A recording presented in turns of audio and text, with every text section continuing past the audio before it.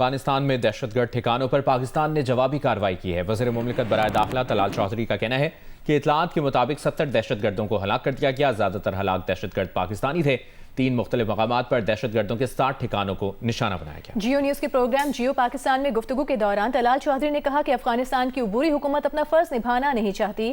Doha معاہدے میں افغانستان نے پوری دنیا کو یقین دلایا تھا کہ افغان سرزمین کسی کے بھی خلاف دہشت گردی کے لیے استعمال نہیں ہوگی، لیکن افغانستان دہشت گردی روکنے میں ناکام رہا۔ جگہوں پر 3 مختلف مقامات پر 7 جگہوں پر یہ کارروائی کی گئی ہے، جس میں ابھی تک کی اطلاعات کے مطابق 70 کے قریب دہشت گرد، ایسے دہشت گرد جنہیں جیٹ بلیک ٹیررسٹ کہا جا سکتا ہے اور جن کے بارے میں بہت سارے شواہد موجود ہیں، جن میں سے زیادہ تر کی نیشنلٹی جو ہے وہ پاکستان کی تھی، وہ مارے گئے۔ افغانستان سے دہشت گردی جو ہے وہ بہت دیر سے وہاں سے ایکسپورٹ ہو رہی ہے۔ اس کی سرزمین جو ہے وہ ٹریننگ کے لیے، ہائیڈ آؤٹس کے لیے وہاں استعمال ہو رہی ہے۔ ریسنٹلی ہونے والے زیادہ تر واقعات میں یا تو افغان دہشت گرد خود شامل تھے یا پھر افغانستان سے ٹریننگ لے کر آئے ہوئے پاکستانی تھے۔ اس صورتحال میں پاکستان اپنے لوگوں کے جان و مال کی تحفظ کے لیے ہر طرح کی کارروائی کر رہا ہے اور وہ کارروائیاں پاکستان کے اندر بھی جاری ہیں۔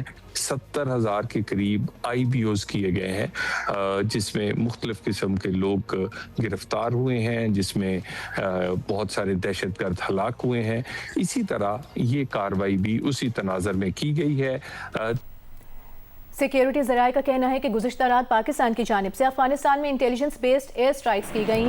3 صوبوں ننگرہار، پکتیکا، خوست میں فتنہ الخوارج اور TTP کے 7 مراکز کو تباہ کیا گیا۔ کارروائی میں 80 سے زائد خوارج کے ہلاک ہونے کی اطلاع ہے۔ سیکیورٹی ذرائع کا مزید کہنا ہے کہ تباہ کیے گئے مراکز میں نیا مرکز نمبر 1 ننگرہار، نیا مرکز نمبر 2 ننگرہار، خارجی مولوی عباس مرکز خوست، خارجی مرکز ننگرہار، خارجی ابراہیم مرکز ننگرہار، خارجی ملا رہبر مرکز پکتیکا اور خارجی مخلص یار مرکز پکتیکا شامل ہے۔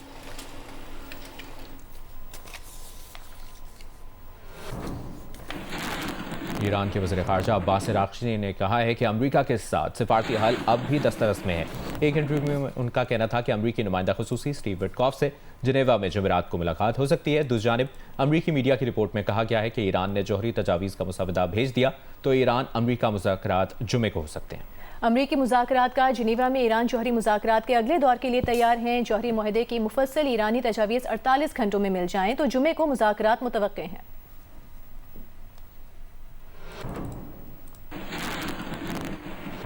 ابھی آپ کو بتائیں گے فلوریڈا میں امریکی صدر ٹرمپ کے ریزورٹ مار الاگو میں نامعلوم شخص کی داخل ہونے کی کوشش۔ امریکی سیکرٹ سروس کے مطابق مار الاگو میں غیر قانونی داخل ہونے کی کوشش کرنے والے کو ہلاک کر دیا گیا ہے۔ 20 سالہ مشتبہ شخص غیر قانونی طور پر محفوظ علاقے میں داخل ہونے کی کوشش کر رہا تھا۔ خبر ایجنسی کے مطابق امریکی صدر ٹرمپ اس وقت واشنگٹن میں موجود ہیں۔ سیکرٹ سروس کی جانب سے جاری بیان میں کہا گیا ہے کہ FBI اور سیکرٹ سروس اس واقعے کی تحقیقات کر رہے ہیں۔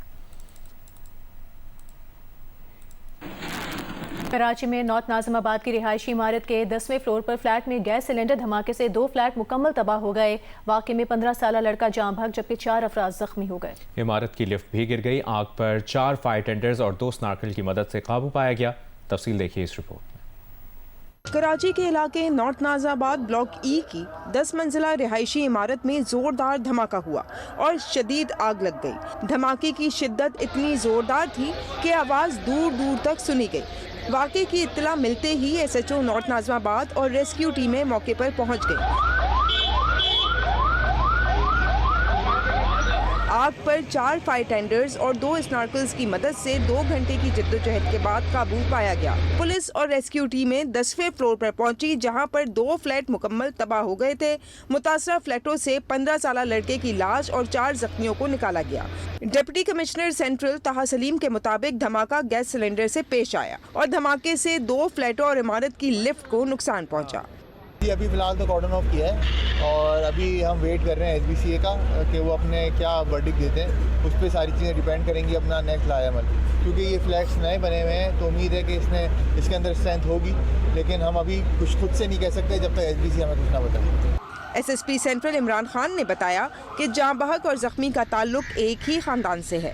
4 جو زخمی تھے ان کو وہاں سے ہاسپٹل شفٹ کیا گیا۔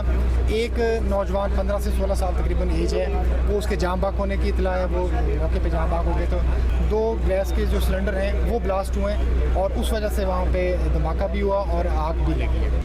چیف آپریٹنگ آفیسر ریسکیو 1122 عابد جلال نے بتایا کہ متاثرہ عمارت میں پہنچتے ہی زخمی لوگوں کو باہر نکالا اور عمارت کی تلاشی بھی لی۔ دھماکے سے پتھر اڑتے ہوئے دوسرے فلیٹوں اور نیچے کھڑی گاڑیوں کو لگے، جس سے گاڑیوں کو نقصان پہنچا۔ جاں بحق ہونے والے 15 سالہ لڑکے کی شناخت برہان کے نام سے ہوئی، جبکہ زخمیوں میں 30 سالہ فاطمہ، 4 سالہ انیسہ، 70 سالہ تسنیم اور 40 سالہ حنیت شامل ہیں۔ تمام زخمیوں کو اسپتال منتقل کر دیا گیا ہے۔ کیمرامین شاہد اسماعیل، ناصر علی اور ساتھی رپورٹر قمر علی مستوئی کے ساتھ Kiran Khan, Geo news, Karachi. Chairman MQM Pakistan doctor Khalid Maqbool Siddiqui نے کہا ہے کہ گزشتہ روز سندھ اسمبلی میں پیش کی گئی قرارداد پاکستان کے آئین کے خلاف اور ملک کی یکجہتی کے لیے خطرناک ہے۔ انہوں نے کہا کہ پاکستان پیپلز پارٹی نے قرارداد خوف کے ماحول میں منظور کروائی۔ پیپلز پارٹی کی منافقت ہے کہ وہ جنوبی پنجاب اور ہزارہ صوبے کی حامی لیکن سندھ میں صوبے کے مخالف ہے۔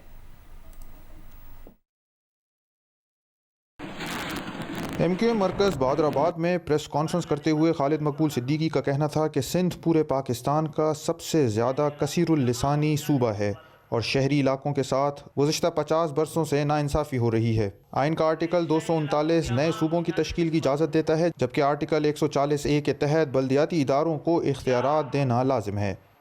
بھٹو صاحب کے بنائے ہوئے آئین نے پاکستان میں مزید صوبے بنانے کا اختیار رکھا ہے، امکان رکھا ہے، اس کا طریقہ رکھا ہے۔ یہ کون سی حکومت ہے آج سندھ کے اندر جس نے یہ پیش کیا ہے؟ اپنے ہی لیڈر، اپنے بانی جس کے نام پہ کھا رہے ہیں، کما رہے ہیں، عواموں میں جا رہے ہیں، یہ اس کے خلاف ریولوشن آئی ہے۔ یہ ریولوشن ہمارے کسی مطالبے کے نہیں، پاکستان کے آئین، پاکستان کی ریاست، پاکستان کے وجود اور پاکستان پیپلز پارٹی کے لیڈر کے خلاف۔ خالد مقبول صدیقی کا کہنا تھا کہ پیپلز پارٹی اپنے ہی میئر کو با اختیار بنانے کو تیار نہیں۔ آئین کے آرٹیکل 48(6) ریفرنڈم کی بھی اجازت دیتا ہے اور اگر سپریم کورٹ کے فیصلوں پر عمل نہ ہوا تو وہ دوبارہ توہین عدالت کی درخواست دائر کریں گے۔ میئر ہمارا ہے کراچی کا، حیدرآباد کا، اور پاکستان پیپلز پارٹی سے کوئی پوچھے جو تم اپنے میئر کو اختیار نہیں دے رہے ہو۔ آج ان کی وجہ سے پاکستان دنیا کے بدترین جاگیردارانہ نظام کا شکار اور شکنجے میں پھنسا ہوا ملک ہے۔ ڈاکٹر خالد مقبول صدیقی کا کہنا تھا کہ انصاف ہی امن کی ضمانت ہے اور اگر آئین پر مکمل عمل نہ کیا گیا تو سیاسی کشیدگی بڑھے گی۔ جماعت اسلامی کو بھی قرارداد کی حمایت پر تنقید کا نشانہ بنایا۔ کیمرامین طلحہ خان کے ساتھ وقاص عالم انگاریہ، جیو نیوز، کراچی۔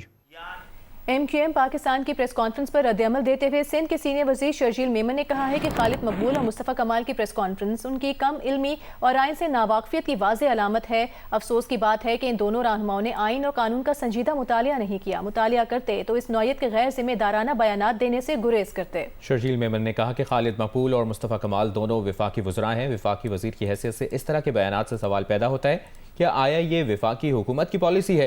وفاقی حکومت وضاحت کرے کہ 2 وفاقی وزیر سندھ حکومت کے خلاف پروپیگنڈا اور سازش میں کیوں مصروف ہیں۔ شرجیل میمن کا کہنا تھا کہ گورنر ہاؤس آئینی منصب کی علامت ہے، اسے سیاسی محاذ آرائی یا صوبائی حکومت کے خلاف سرگرمیوں کا مرکز نہیں بننا چاہیے۔ وفاقی حکومت فوری وضاحت کرے اور ان تمام واقعات کے محرکات واضح کرے۔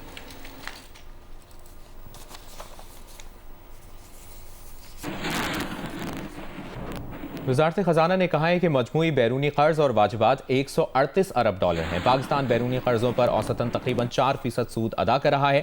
8% کا دعویٰ گمراہ کن ہے۔ وزارت خزانہ کے اعلامیہ میں کہا گیا ہے کہ مالی سال 2022 میں سود کی ادائیگی 1 ارب 99 کروڑ ڈالر تھی، جبکہ مالی سال 2025 میں 3 ارب 59 کروڑ ڈالر رہی۔ سود کی ادائیگیوں میں اضافہ 80.4% ہے۔ رپورٹ کردہ 84% درست نہیں۔ وزارت خزانہ نے کہا کہ IMF کو 1.5 ارب ڈالر ادائیگی کی گئی، جس میں 580 ملین ڈالر سود شامل ہے۔ ایشین ڈیولپمنٹ بینک کو 1 ارب 54 کروڑ، عالمی بینک کو 1 ارب 25 کروڑ ڈالر کی ادائیگی کی گئی۔ بیرونی کمرشل قرضوں کی مد میں تقریباً 3 ارب ڈالر ادائیگی کی گئی، جس میں 327 ملین ڈالر سود ہے۔ سود میں اضافہ صرف قرضوں کے حجم میں اضافے کی وجہ سے نہیں، 2022-23 میں زر مبادلہ ذخائر 1 ماہ کی درآمدات سے کم ہو گئے تھے۔ IMF EFF پروگرام اور کثیر الجہتی فنڈنگ سے ذخائر کی بحالی ممکن ہوئی. عالمی شرح سود میں اضافے سے بیرونی ادائیگیوں پر دباؤ بڑھا.